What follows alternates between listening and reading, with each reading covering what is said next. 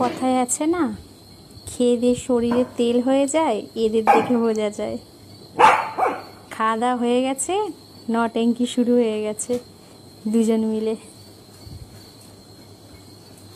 শুয়ে শুয়ে এরকম করবে, তারপর উঠে মারপিট করবে দুজন মিলে।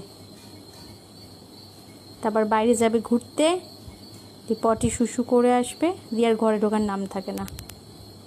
যতক্ষণ ঘুরবে ততক্ষণ ভালো। চিনি সবসময় বেশি আদিক্ষেতা সব কিছুতেই। আর ছোটি তো একদম ঢঙি, 1 নম্বরের।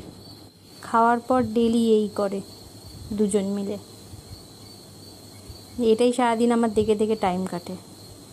সন্ধে হলে ওরা খাবার খায় সন্ধে 7টা থেকে 7:30। তারপর খাওয়া টাওয়া হয়ে গেলে তারপরেই শুরু হয় ওদের কাহানি।